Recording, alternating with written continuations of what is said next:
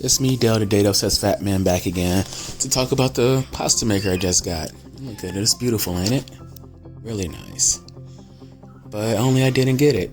Either FedEx delivered it to somebody else or somebody stole it off of my porch. I don't know which one it is. I just know that one, I'm going to be able to get a refund again within another day or two once the investigation is over on that part. And two, I'm not going to be able to get it on sale again. Like, this is actually a refurbished version of it. And with it being refurbished, you know, that mainly leaves just a new model available, which is like, oh my god, you see? Yeah, I bought it for like $100 the first time around. It's selling refurbed again right now in limited amounts for about 200 something. And I might choose to buy it again, but I've had Philips pasta maker on my Amazon wish list for like years now. I actually went to buy it a week ago, and I saw that they had a higher level version of it, so I switched to that one and saw that they had it refurbed and it was cheap. I was like, okay, I'm willing to take a chance on it.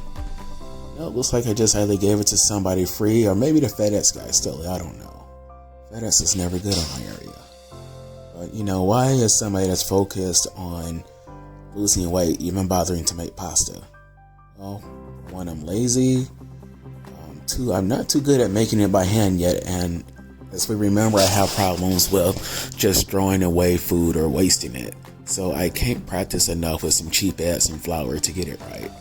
So I'd rather get the machine to do it right and then learn slowly over time how to make it properly. And also, as most of you know, it's not the pasta that makes you fat, it's the serving size, it's the amount. They eat a lot less pasta over in Italy. We go crazy with it over here. Some of us eat an entire 12, 13 ounce box of spaghetti all by ourselves when we make it, with lots of sauce, but very little actual fat in there. Like, the main fat that most people will have with their spaghetti or macaroni or anything will be the cheese. And while that does have, you know, some fat in it, it's not enough to really help you to feel full quickly.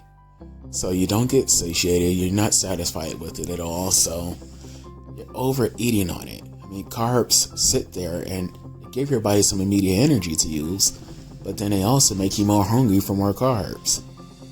So if you just add a bit of fat to it, some more fat, you know, like olive oil or something, it will help out, and that was the plan. You know, is to keep it, you know, to small portions that will make you satisfied with a nice decent amount of fat included. It wasn't going to be an everyday thing, but as you see here, you know, the sauces for spaghetti or for even macaroni, as you'll see coming up in a bit, they're not, you know, very fat heavy. They are very low in fat. They have a moderate amount of carbs in them. And while, you know, this technically comes from vegetables, there are quite a few pastas and cheese sauces that add sugar or different forms of sugars to them that they shouldn't.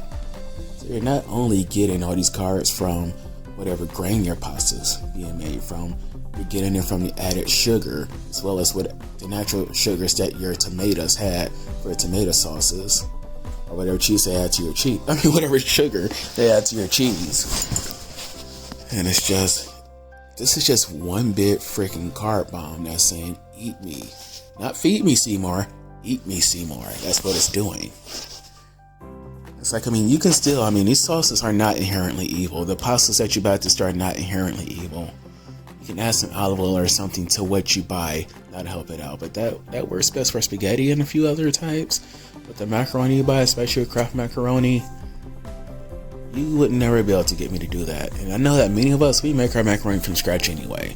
Baking in the oven, making the stove top out of the way. Many of us are even making it from scratch. But sometimes we're in a rush and we sell the crappier stuff, or we just grew up on it.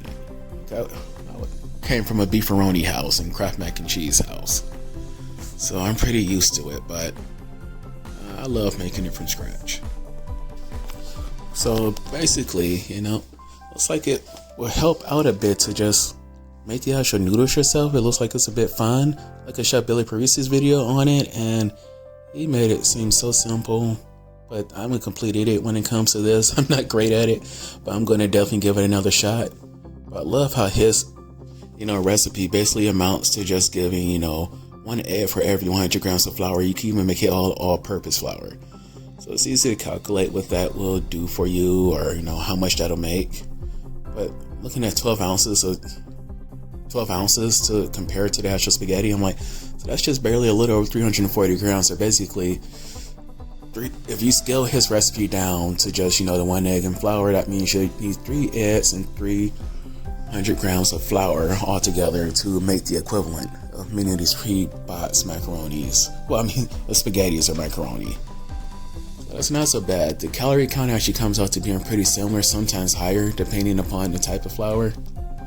So that means that this really is going to come down to being, all about the fact that you're including with this and the quality of your ingredients.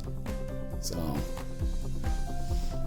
it's not bad. I mean, I was thinking of pasta, at least, a couple years ago, I was thinking of pasta just being like, damn, that just makes you fat. It's like, no, it's not that it makes you fat. It's just, it tastes so good and it's so addicting that you want to overeat it.